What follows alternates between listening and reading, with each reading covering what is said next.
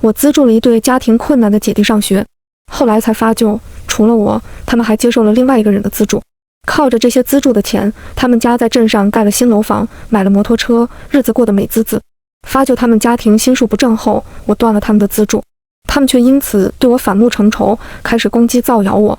升米恩，斗米仇，莫过于此。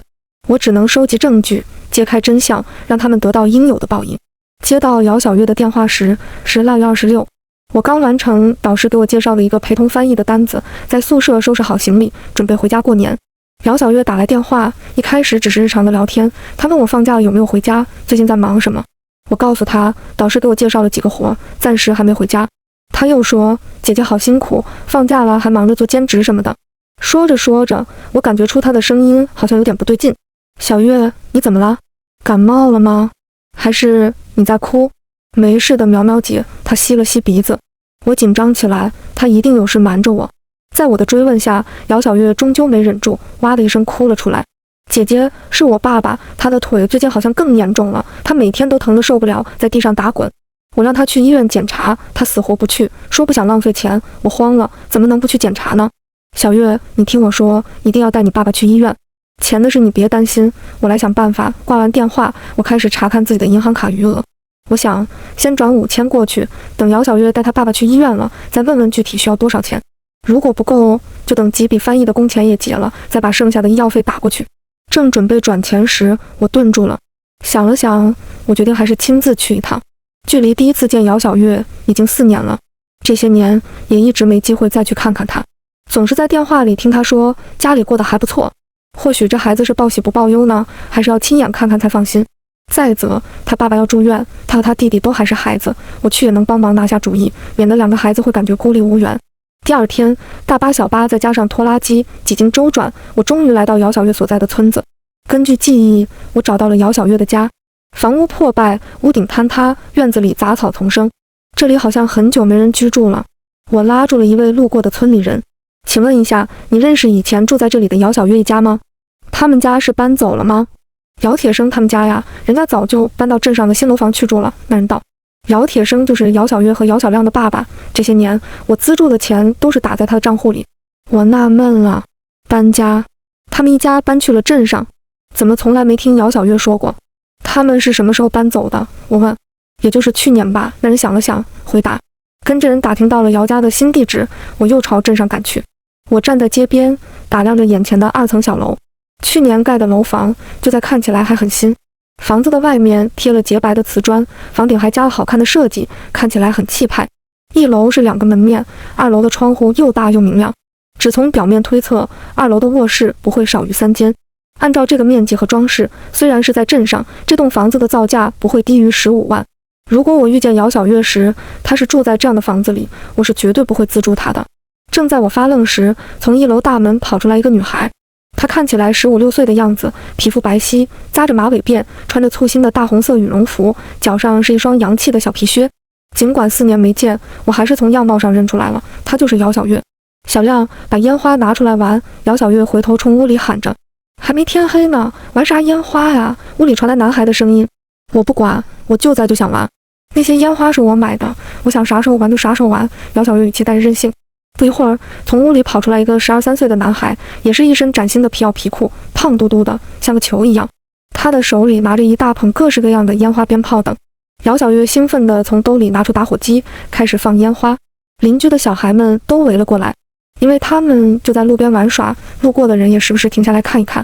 我将自己羽绒服的帽子戴起来，又戴上口罩，也朝他们围过去，跟一群小孩们挤在一起，离这对姐弟很近。我清楚地听到了他们的说话。哎呀，别玩了，再玩就没了。姚小亮有些着急。没了就再买呗。姚小月满不在乎。从旁边的小孩们羡慕的眼神来看，不是每家每户的孩子都能这么随意的在白天玩烟花，可见他们的条件比许多人都要好。啊，烦死了！姚小月拍打着自己的衣服，你把我羽绒服弄脏了。怕什么？你不是还有一套新衣服，准备过年的时候穿的吗？姚小亮随口道。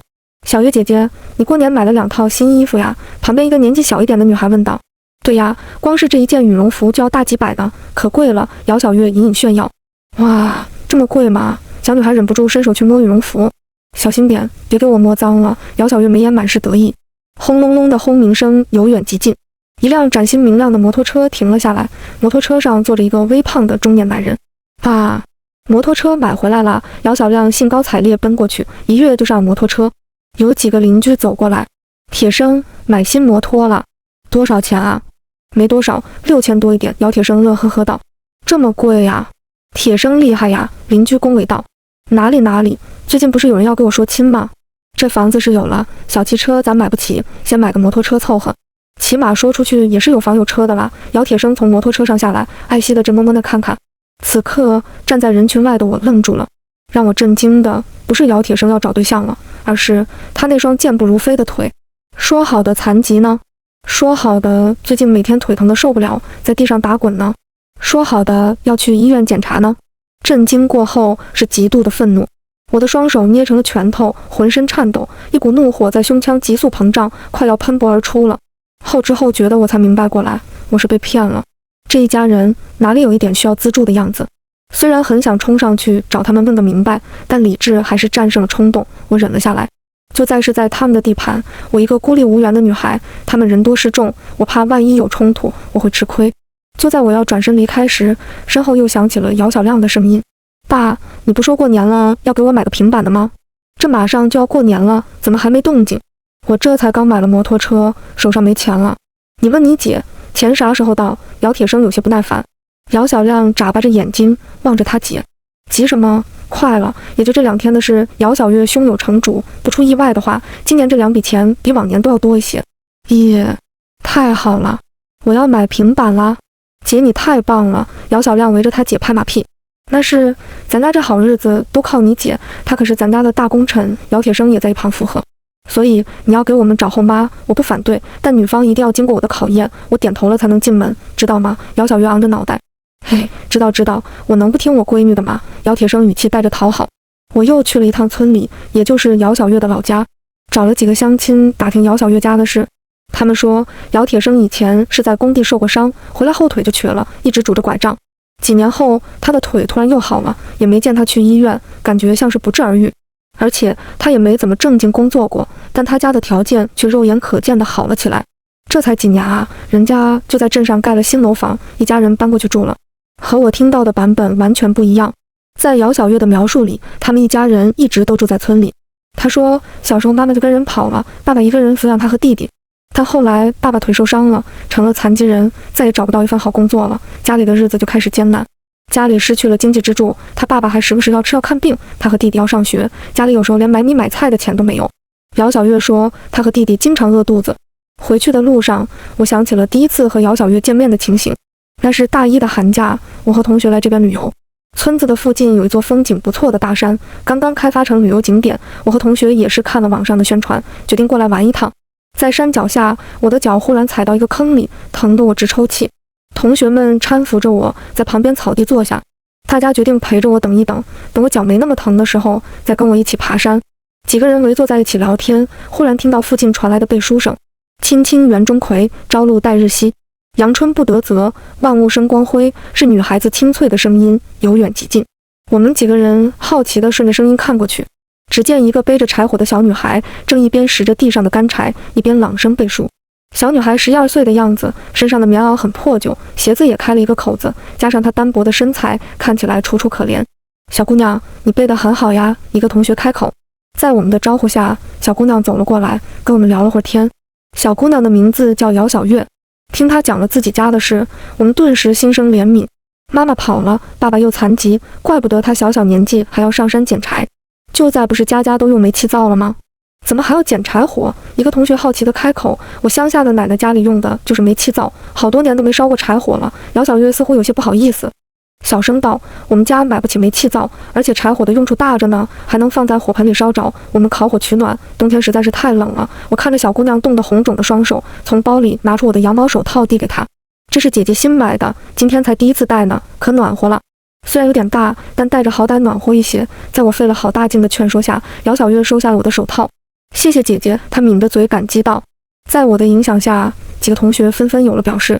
有人从包里拿出自己的帽子，有人翻出了一大包零食，有人从兜里搜了几百块钱，还有个男生脱下了自己的冲锋衣，说让他带回去给他爸穿。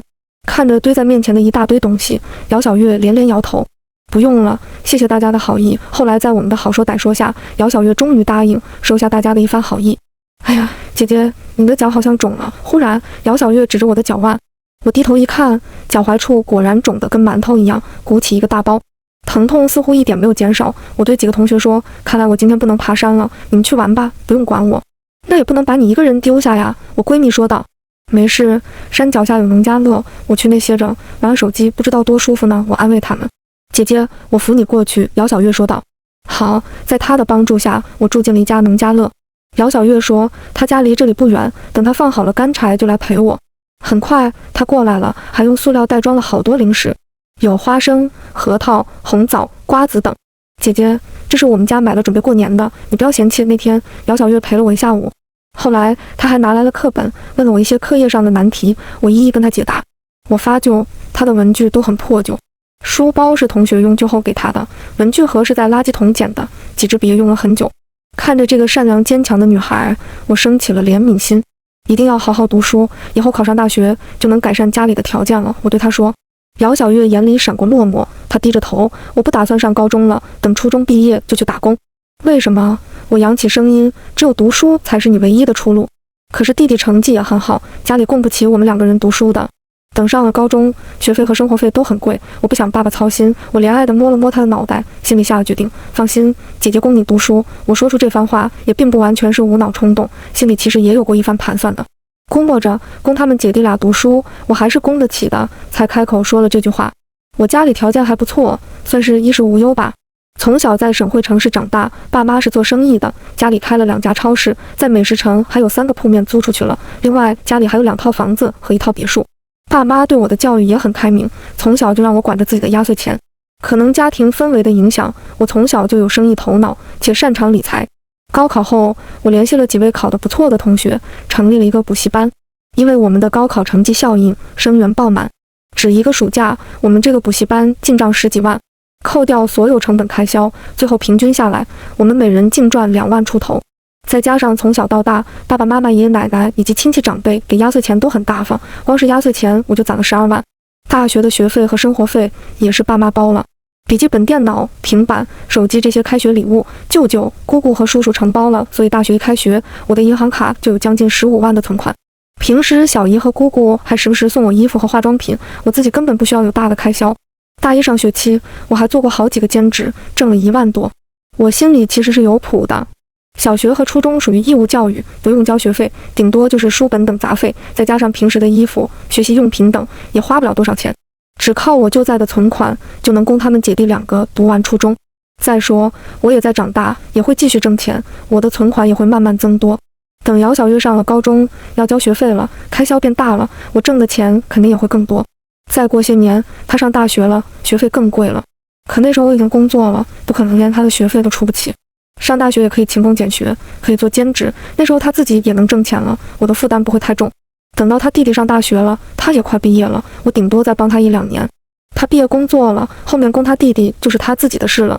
那时我想象着靠自己的能力帮助一对姐弟，让他们避免辍学的危险，帮他们完成学业，实就自己的梦想，真的是很有成就感的事呢。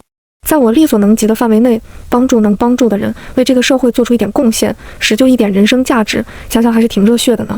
刚进入大学的我，和大多数同龄人一样，对这个社会满怀激情，一腔热血，浑身干劲。就再想想，怪不得大家都说，大学生还没见过人性的险恶，没经历过社会的毒打，浑身充满了清澈的愚蠢。我真是蠢到家了，被一个小我几岁的小姑娘耍得团团转。那天从村子里离开的时候，我特意绕到姚小月家，跟她告别。看到他家住的快要倒塌的黄土房子，以及拄着拐杖在院子里干活的父亲，还有面黄肌瘦的弟弟，我更加庆幸了自己的决定。在我的强烈要求下，我留下了他父亲的电话号码，并拍了一张他父亲的银行卡照片。走的时候，姚小月扑进我怀里，抱着我哭了。苗苗姐，谢谢你。我不知道该说什么了，什么都不用说，以后好好读书就行了。按照村里的消费水平，我每个月给他们家转1000块钱，这在我的能力承受范围内。而且只要他们节省一些，再加上姚铁生偶尔打零工的钱，还是够用的。我可以给更多，但不想让他们养成不劳而获的习惯，也不想养大他们的胃口。每个月1000，到年底的时候，我会再转1000左右，给2个孩子买新衣服。小学和初中是不要学费的，开销真的不大。我刚开始资助的时候，姚小月上小学6年级，就在她已经高1了。今年9月份，姚小月考上了市一中，她打电话给我，满是自责。姐姐，对不起，我没有考到全校前3名，没能免除学杂费。一中规定，全市的所有初中中考在自己学校是前3名，进一中都可以免除学费，还有另外的奖励。我安慰姚小月，一中是重点高中，能考上就很棒了。高中1年的学费要3000多，是我给她付的。考虑到孩子长大了，开销也要适当增加。从姚小月上高中开始，我给他们家每个月转的生活费升到了1500。除开这些日常的生活费，偶尔姚铁生会生病住个院，还要买很贵的止疼药等，这些钱我也会另外再转给他们。我大致算了一下，这4年来给他们家资助的钱差不多有将近8万块。回到家，我满脸丧气，我被骗了，被一个小我7岁的小姑娘骗了。不会是那个你资助的小姑娘吧？我妈一脸兴奋地凑过来，说来听听，不知道是不是错觉，我居然感受到了一种幸灾乐祸。我资助姚小月家的事，一开始就跟我爸妈说过，他们没有反对，只是叮嘱我一定要确定好他们家的具体情况，确实需要帮助再出手。你就在长大了，要有自己的判断力，什么该做什么能做，要心里有数，我们也不会随意插手你的事了。那时候爸妈是这样跟我说的，他们是真的很开明，给了我足够的成长空间。之前他们也问过我，对于姚家的情况是不是已经确定清楚了。那时候的我盲目且自信，深信自己的判断，我亲眼所见肯定不会有错的，我是这样回答的。可是就在我恨不得扇自己2巴掌，正要将今天见到的事讲给爸妈听，我的手机响了，是姚小月打来的。苗苗姐，我听了你的话，今天把爸爸送到医院了，医生说我爸的腿恶化了，需要住院治疗一段时间，还开了好多药。骗子，我今天亲眼所见，他爸爸到处炫他的新摩托车呢。所谓的残疾全都是骗我的。我再一次恨自己的愚蠢，为什么4年了从来没想过亲自去看看他们家的情况？但凡中间去过1次，也不至于被骗这么久。那需要多少钱？我问。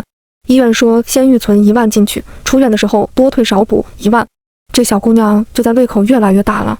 以前这样的情况也不是没有过，她都是1000、2000的药，后来变为5000、6000，就在直接开口要1万了。是这样的，小月，我有个同学最近家里出了急事，我把手上的钱全都借给他了，我要去找人周转一下才能凑够1万，你别急呀。挂了电话，我妈正一脸深沉地看着我，每次她都是这样跟你要钱的。我愣愣点头，然后你就给她了。我又点头。我的傻姑娘哟，你可长点心吧。我妈气得用手指点我的头，我爸也在旁边摇头叹气。别人都说我和你妈浑身心眼子，怎么就生了你这么个缺心眼的？到底是哪里出问题了？我是真的好奇。我妈深呼一口气，她说住院费要交1万就是1万了，有什么凭证吗？这样空口白牙说10万你也信？那要怎么办？我虚心求教。要交费总要有医院开的单子吧，你让他把单子拍给你看一下。我妈说以前是没怀疑过这小姑娘，从来没想过要看单子，怕她觉得我不相信她，伤了小姑娘的自尊心。我低着头小声解释着。你可真是善解人意。我妈没好气地拍了我一下。再说你就不能找个借口委婉一下吗？想看单子方法不多的是。说着她拿过我的手机，学着点。我妈点开了姚小月的微信，给她发了一条消息，你把医院开的住院单拍给我看一下。上次看新闻说是有的小地方医院乱开单子，里面的费用瞎写，就是欺负病人看不懂。我爸有个医生朋友，让他帮忙看看这费用有没有问题。你一个小姑娘去交费，可别被人骗了。看了这条消息，我朝我妈竖起了大拇指。很快对面回复了，苗苗姐，我找了一圈没找到单子，好像被我不小心弄丢了，对不起呀，我明天看看能不能补开一张。难怪你被骗，人家小姑娘比你精多了。我妈叹口气。所以以前每次姚小月说她爸看病，都是这样直接跟你说花了多少钱，你就给了，从来没看过单据。我爸问。我心虚的点头。那学费呢？我记得你之前说过姚小月上高中了，你还给她交学费，多少钱来着？也没有单据。我爸又问。3500，没有单据。我的声音更小了。平时的成绩呢？据说她学习还不错，给你看过成绩单吗？我爸接着问。这个有。我忙点头，拿出手机，他给我发过成绩单。就这，我爸指着手机里的图片，一张打印的表格，没有任何实质性的证据，说不定里面除了姚小月这个人名，其他所有的名字都是假的。你是说这个成绩单是他自己做的？我惊讶。很有可能。我爸郑重点头。我绝望地靠在沙发上。啥？我是真的傻。第二天，姚小月发给我一张住院缴费通知单的照片。假的。我爸看了一眼，说道。我把图片放大，发就那个红章真的很假。因为红章和字重叠的地方居然被字压在了下面，红章的颜色也很失真。应该是姚小月找了一张医院开的真单子，把上面的人民费用等信息改了改，仿照着做了一张假单子，直接在打印店打出来的。可能是糊弄我习惯了，这张单子做得很敷衍，只要放大就能很清楚看到破绽。他是真的觉得我很好骗啊。我想了想，给他回了一条信息：钱还没有筹到，最近不凑巧，朋友们都手头紧，再等等哈。跟他那么客气干嘛？直接拆穿他，说你已经知道他家的真实情况了，以后再也不会给他转钱了。我爸说，那这事就这么算了。我问以后呢？就当花钱买了个教训，以后遇到事长点心，别再傻乎乎被骗了。我妈安慰我。可是我被他骗了那么多钱，不找他要回来吗？就这么算了，我感觉有点不甘心。多少钱？我爸问。将近8万块吧。还好，我爸满不在乎，不算多，这点钱买个教训也值得，就当给我姑娘上人生中宝贵的一课。这还不多啊！我拔高语气，我的存款都去了一半呢。没事，妈妈不急你。我妈豪气道，妈给你转10万，别生气了哈。可是爸妈，我知道咱家有点钱，但也不能这样白白被骗了呀，不把钱要回来，这也太亏了吧。我气愤道，8万块够我买多少东西了呀？傻姑娘，这么跟你说吧，那个姚小月一看就不是省油的灯，小小年纪这么会骗人，你不是他对手。你要是真去要钱，他狗急跳墙，说不定会做出什么事。我爸摸摸我的头，不是我们怕他，而是不想跟这种小人打交道。他要是真纠缠上来，麻烦得很。有跟他拉扯的这些时间，我们多挣点钱不香吗？再说，我们也担心他伤害到你。这件事就这么过去了吧，换个号码，以后不要跟他联系了。我妈柔声道。好吧，我刚点头，电话又响了。苗苗姐，对不起，让你为难了。凑不到钱没关系的，我爸说他也没那么疼了，其实不用住院的。姚小月吸了吸鼻子，强忍着哽咽。真能演啊，我不得不感叹。如果是以前听到这么可怜巴巴的话，我不得立马打钱过去。姚小月骗我真是屈才了，如果去演戏，那不早就暴富了。我想起昨天见到她的场景，那样唇红齿白、穿得漂亮的小姑娘，跟城里的孩子看不出任何差别，哪里是需要资助的贫家女了？还有她的神情，那样骄傲自得，提到要钱还带着一丝轻蔑，仿佛我是她手中耍弄的猴。还有她当时说什么来着？想到她的话，我猛然坐起身。不对，不出意外的话，今年这2笔钱比往年都要多一些，这是她当时说的话。他当时打的主意就是假装他爸要住院，问我要一笔钱。事实证明，他确实想找我要1万块钱。但是2笔钱是什么意思？除了我给他的钱，难道他还有别的收入来源？这么一想，确实有些不对劲。我资助了他4年，给了他差不多8万。这几年他们家还要吃住，生活费也要花掉一些。他爸也没什么正经工作，基本没什么收入。那么他家的楼房是怎么盖起来的？就我那几万块钱也不够啊！我将自己的怀疑告诉了爸妈，他们思考了一番，得出了结论：除了我，姚家至少还有另外一个资助人。我们得把那个人找出来，不能让他继续受骗了。我着急道：“这事你不用管，我们去查。”我爸说。半个月后，我爸告诉我，差不多查出来了。他找了私家侦探，把姚小月从小到大的经历都翻了一遍。姚小月一家都没出过村，他们打过交道的人也很有限，就村里和镇上那些人。这些乡里乡亲条件都一般，不可能有人会资助他们。姚小月接触的人里，只有一个人可能会资助他，那就是他小学5年级时来他的班里支教过1年的老师。那位老师叫秦佑，28岁，头衔一大堆，还是什么双料博士，取得了什么科研成果，就在是 A 大最年轻的副教授。我爸神通广大，甚至搞到了秦佑的手机号。爸，我去找他吧。我诚恳道，这件事还是让我来解决。你不是说我长大了，那也不能什么都靠你们。好，去吧。我爸微笑点头。我给秦佑发了短信，约他在 A 大外的咖啡馆见面。按照他给我发的桌位号，我来到了指定的地点。坐在桌后的是一位看起来很年轻的男孩，穿着格子衬衫、牛仔裤和白球鞋，戴着黑框眼镜，旁边放着一个黑色双肩包。他面容斯文俊秀，整个人书卷气息很浓。这哪里是什么28岁的大学老师，分明是18岁的青春大学生好吗？此刻他正专注地盯着摊开在桌上的书看。我看了一眼，全英文，不懂。我在他对面坐下，整整2分钟，他头都没抬一下，根本没发觉我的存在。直到我轻咳了一下，他才舍得把眼神从书上挪开。你是？他的眼光里含着迷茫。金苗苗。对，我点头。我想跟你谈一谈关于姚小月的事。你发信息的时候没说清楚，似乎是想说他在骗我。秦佑和尚书，端正坐好。姚小月是个骗子，他这些年一直在骗你资助他。我直奔主题。不可能！秦佑急了，满脸写着不相信。我去他的学校支教过1年，对他家的情况一清二楚，怎么可能是骗我？我看着他清澈的眼神，有些无语。得了，一个最新学术的书呆子，快30岁了，还没离开过校园，从来没真正进入过社会，比我还单纯。跟我来！我朝他招招手。我把秦佑直接带到了姚小月所在的镇上，车子就停在他家门口。亲眼看着姚家一家人从气派的楼房里出来，秦佑惊讶地张大了嘴巴。他爸怎么不是残疾是吧？我接话，姚小月不会也跟你说过，他爸最近腿疼要住院的是吧？秦佑愣愣点了点头。他问你要多少钱？3万。我瞪大了眼睛，3万？你给了？还没有，正准备过2天发了奖金就给。我拍了拍胸口，松了口气。还好没给，不然我都替他心疼。看来姚小月从他这里得到的资助比我的多多了。他比我大方，姚小月开口也就更大胆一些。我抬头看着眼前的楼房，对秦佑道：“这栋房子能盖好，起码有一大半是你的功劳。”秦佑脸黑了，半晌，他生气道：“姚小月怎么会骗我呢？她明明是个单纯可怜的小女孩。来，给我讲讲你眼里的姚小月。”秦佑说：“她大学毕业后来这边村子支教过1年，姚小月就是她班上的学生。她一个女孩子，夏天连一件整齐点的衣服都没有，身上还穿着她爸的旧短袖。我就去镇上给她买了几套新衣服。后来她见到了姚小月拄着拐杖的父亲，听说是在工地上受了伤，本来她妈妈就跟人跑了，就在爸爸又受伤了，家里更是雪上加霜。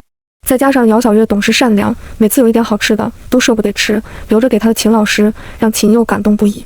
秦爸爸出事了，让他更加心疼这个小女孩，时不时买一些米面油粮拿到他们家。后来秦佑考上了研究生，要回城里读书了。走的时候实在放心不下姚家人，担心自己一走，这家可怜的人就要饿死了。他临走的时候表示了自己要资助他们家，并且把自己的手机留给了姚爸爸。你每个月给他们家多少钱？我问。2000。不知道为什么，我心里竟有一种奇异的优越感。看，这人损失的比我还多，他比我还蠢。问了秦佑才知道，这几年他陆陆续续给姚家汇的钱加起来有15万了。刚才说错了，这栋房子全是你的功劳，我补刀。秦佑都快哭出来了。平时姚小月说他爸住院治疗，跟你说多少钱的时候，你也从来没有看过单据吗？他摇头。这下我心里更平衡了。那成绩单呢？你看过吗？这个有。他找出姚小月拍的图片给我看，跟发给我的一模一样，班级第2名，年段第7名。如果这个成绩是真的话，在市一中相当不错了，重点大学的苗子。他发的这个成绩单都是假的，他根本没考上市一中。我说，实际上姚小月中考成绩很差，就在市里一家职校上学。我爸上次找人查姚小月，把这些都查出来了。怎么可能？他为什么要在这方面骗我们？秦佑皱起了眉头。谁不喜欢成绩好的孩子？我抬抬下巴，不信咱们就去验一验，只有亲眼所见才能更让他震惊。市区离这个小镇只有半个小时的车程，我开车直接到了市一中大门口。学校刚开学，门卫大叔不让我们进去，刚好有个学生从里面出来，我们拦住了他。同学，请问一下，这个是你们学校的成绩单吗？我指着手机屏幕。那位同学看了一眼，摇摇头，不是，我们学校的成绩单不长这样。说着，他从书包里掏出一张纸，看，这才是我们的成绩单，全校统一的表格，正上方印着学校的校训。谢谢啊！我侧头看向秦佑，给他一个我就说吧的眼神。他当场呆立，好久没有回过神来。回小镇的路上，我把自己的推测讲给秦佑听。我觉得姚小月这女孩一开始家里确实很穷。一家人住在快要坍塌的土房子里，家里一贫如洗。他妈跟人跑也是嫌家里穷。他爸在工地做工，用微薄的工资养活2个孩子。后来姚铁生在工地出事，腿受伤了，家里更困难了。秦佑见到的就是这个时候的姚家，一家人连温饱都顾不上。他朝这家人伸出了援手。可是有些人天生品性恶劣，对于大多数正常人来说，收到别人的资助会感激感动，从而努力生活，生怕对不起别人的帮助。平常更不会主动联系资助人，不想给别人添一点麻烦。而姚家人拿到了资助的钱，只会让他们品尝到不劳而获的甜头，滋生贪婪之心。不仅不心怀感激，反而频繁联系资助人，想方设法骗更多的钱。明明他爸的腿几个月就能好，姚小月却撒谎说他爸再也不能正常走路了，也干不了重活了，让他爸装了很久的残疾。我认识姚小月的时候，他已经在接受秦佑的帮助了。秦佑不仅每个月给他家汇钱，还时不时寄衣服、生活用品等过来。按说那个时候的姚小月不该那样惨，只有一个原因，他在作秀。他故意穿破烂的衣服，把自己搞得很狼狈，博取我们的同情。我想起来，第一次去那边的村子旅游，是因为那座山刚开发，宣传做得很好，那段时间有很多人去玩。姚小月可能就是利用这个机会，故意穿得破破烂烂，甚至把自己的手冻伤，然后在山脚下边捡柴边背书，打造出一个家贫却努力向上的女孩形象。碰到来旅游的人，有心地善良的肯定会看不下去，随手给他拿些吃的用的，甚至有大方的给个几百块钱几千块钱，那他就赚到了。本来想挣点小花销的，哪成想碰到我这么个冤大头，直接表示要资助他。虽然他已经有了秦佑这个资助者，但他不说，谁知道呢？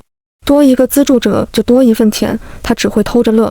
听了我的猜测，秦佑气得捏紧了拳头。你说怎么会有这么坏的人？车子正好停在姚小月家对面，姚小月拿着个糖葫芦边吃边从屋里朝外走。在我没反应过来时，秦佑快速打开车门，朝马路对面跑去。哎，你别冲动了，我跟着跑了过去。你这骗子，你不是说你爸腿残疾了吗？你不是说你家还住在那破屋子里吗？你不是说你考上一中吗？你嘴里有一句话是真的吗？秦佑站在姚小月面前，愤怒指责。秦老师，姚小月手里的糖葫芦掉到了地上。你怎么过来了？我不来，怎么知道你这些年都在骗我？秦佑指着他，你小小年纪不好好读书，怎么这么多坏心眼？秦老师，你听我解释。姚小月瞪大眼睛看向我，苗苗姐，你怎么也来了？你们怎么一起？姚小月，你们家的情况我们都知道了。你爸爸明明没有残疾，你却骗我们资助你，用我们给的钱享乐，盖楼房。我义正言辞道。这时，身强体壮的姚铁生也从屋里出来，证据就在眼前，姚小月却还想垂死挣扎。她擦了擦眼泪，我不是要故意骗你们的，我爸爸以前确实腿残疾了，多亏了这些年你们的资助，你们给的钱我们都舍不得用，全部攒了起来。前段时间，我用这些钱带着爸爸去做了一次手术，没想到运气好，爸爸的腿竟慢慢完全康复了。我正准备把这个好消息告诉你们呢，那你年前怎么跟我说你爸又要住院了，还问我要钱？我嗤笑，我没骗你，这段时间我爸腿疼时不时发作，我还以为是旧伤发作呢，才带他去了医院。你撒谎，你爸的腿2年前就好了，我去你们村里问过了，所有人都知道我揭穿他，你给我的那个医院的单据也是假的，别再演了好吗？事情到了这一步，姚小月干脆了也不装了，我是骗你们的。谁让你们傻？你们给钱的时候可是心甘情愿的，我又没逼你们。那你把钱还给我们。秦佑语气严肃，我这些年所有的工资差不多都给你们了，为了让你们过好一点，我自己省吃俭用，你们太过分了。你在开玩笑吗？姚小月笑了起来，钱都花完了，怎么可能还给你们？再说那是你们自愿给的，又不是我借的，凭什么还你们？就是要钱没有，要命一条。姚铁生一副无赖的样子，你们这是诈骗，懂不懂？秦佑气得手都抖了。那你去告我们啊，去报警抓我们呀！我和我弟弟都未成年，难不成还要负法律责任？姚小月的脸上再也不复当初的柔弱可怜，而是凶恶霸道。那让我去坐牢吧，反正我是1分钱都没有。姚铁生死猪不怕开水烫的样子。有几个好事的邻居也围了过来，听了我们争吵的内容，有人指指点点。我说姚铁生也不干活，他家的钱是哪来的呢？原来是有人资助啊！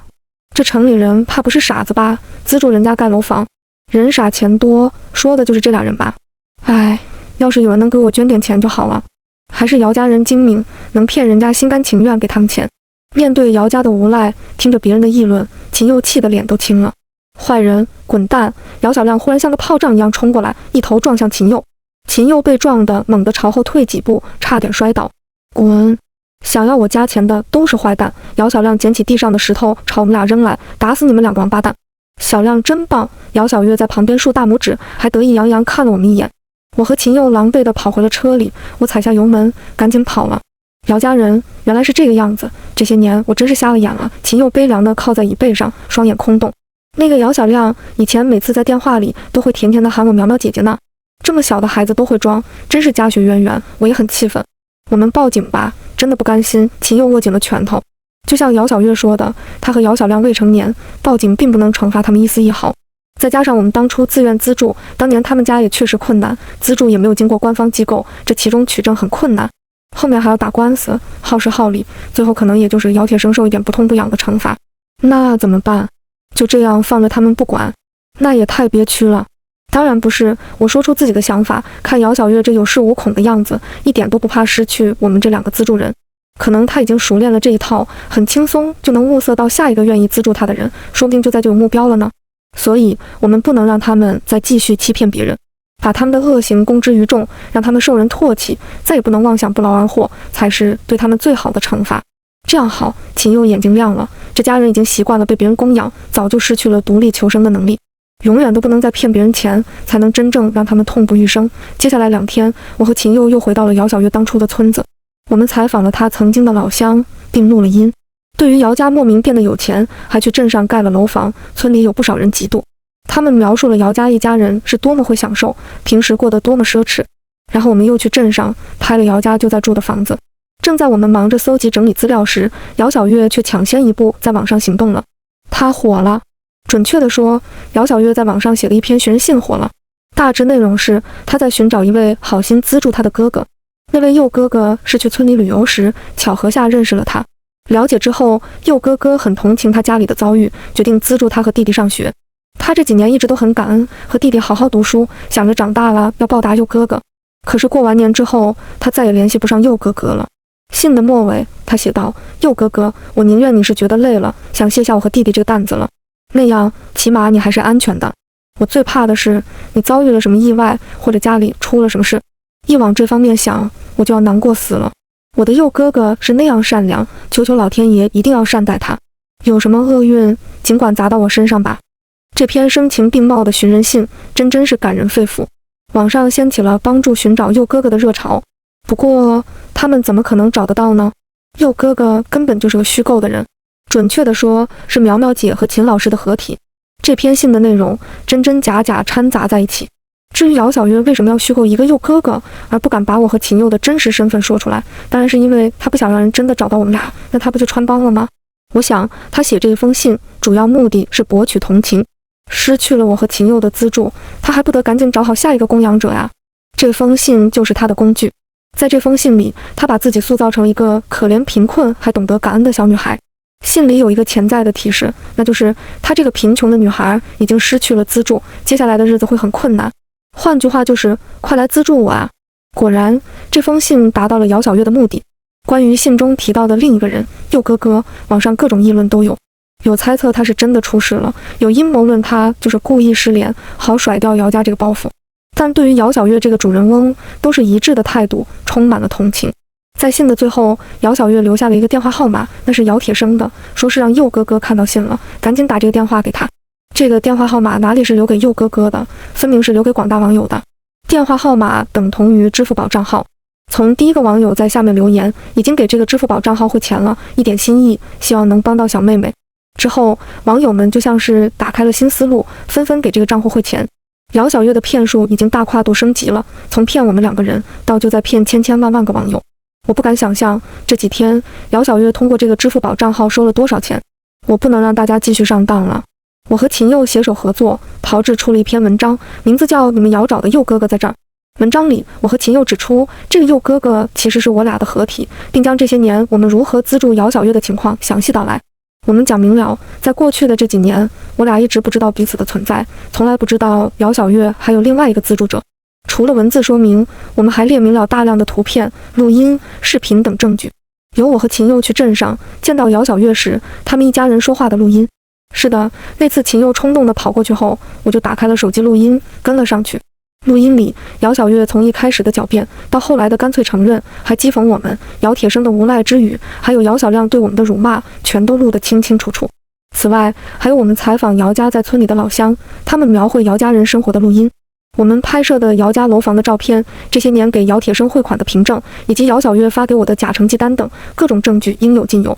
文章一经发布，在全网引起轰动。姚小月的形象口碑全方位逆转，收获铺天盖地的唾骂。那封寻人信下的评论区密密麻麻全都是还钱2个字。给他捐款的那些人愤恨地要求他必须还钱，不然就法庭上见。大批网媒、纸媒、电视媒体的记者蜂拥至姚小月的家乡，堵在他家门口要求采访。姚家人被逼得不敢出门，那些记者就全方位拍摄那栋2层小楼，去采访邻居街坊。姚家人名声臭了，人人喊打。有几位给姚家捐款超过5位数的网友联合起来将姚家告了。官司持续了几个月，最后姚家告败，法院判定姚铁生必须将收到的钱全部还回去。姚铁生拒不还钱，后来法院强制执行，姚家的房子被卖出去，卖的钱还给了网友。可能真的有报应一说。没多久，姚铁生出车祸了，这次他的腿真的残疾了。为了给他治腿，姚家的钱花完了。姚小月在筹款网站上发起了筹款信息，这次的住院情况都是真的。但神通广大的网友找到了这里，在评论区狂刷骗子、活该、报应等留言，还放上了关于他家情况的链接。不明真相的人点进去一看，就不愿意再捐款了。最后，姚家1分钱都没有筹到，姚家的存款全部用尽，姚铁生又残疾了，镇上的房子也没了。最后，他们一家又搬回了村里那座破败的土房子。兜兜转转，他们又回到了最初的地方。这几年的优越生活，对姚家人来说，仿佛是做了一场美妙的梦。梦醒了，他们还是原来的样子。我又去了一次村里，只是想看看姚家的报应。站在院外，我看到姚家人正在吃饭。姚小月和姚小亮因为抢一块土豆打了起来。姚小月大喊：“这个土豆是我在路上捡的，凭什么给你吃？因为我是家里的男丁，你就是个赔钱货。”姚小亮理直气壮。以前我能给家里挣钱的时候，你怎么不这么说？天天狗腿子一样跟在我身后喊姐姐。姚小亮，你就是个没出息的孬种！姚小月尖叫着。我跟你拼了！恼羞成怒的姚小亮冲了上去，两人厮打在一起。气急的姚铁生将手里的拐杖朝他俩扔过去，要打滚出去打，别搁我眼前烦人。原来姚小月把从我和秦佑这里骗资助叫做给家里挣钱，真是大开眼界。不过此刻看到他们家过成这样，我就放心了。这一家人个个懒惰贪婪，以后就互相折磨吧。转身离开的时候，我看到了站在不远处的人。这要巧，我挑眉。秦佑笑道：“跟你一样不放心，过来看看。”就在满意了，我问。秦佑摇头，这家人太不安分了，心眼又多。以后我得对他们保持关注，时不时回来看一眼，免得他们又起坏心思去骗别人。也对，以后等网友对他们的记忆淡了，说不定姚家会重操旧业，继续骗人，不能让无辜的人再上当。我点头。回去的路上，我问秦佑，经历了这样的事，你以后还会帮助别人吗？当然会。秦佑毫不犹豫。姚家人坏，又不等于全天下的人都坏，是我不够谨慎，太轻信别人了。以后等我有能力了，再遇到需要帮助的人，我一定会调查好情况，确保信息无误，并通过官方渠道资助。我回他一个微笑，英雄所见略同，真好。经历了被骗，真心被糟蹋，我们还能坚持初心，没有沮丧，没有对这个世界失望。是啊，世界上哪有那么多坏人？大多数人都是正常的，受到别人的帮助会心生感恩。姚家这样的极品只是少数，不能因为姚家人而误会那些真正需要帮助的可怜人。我相信保持善心一定不会是一件坏事，但谨记善良的同时要擦亮眼睛，明辨真伪。我们要做聪明的好人。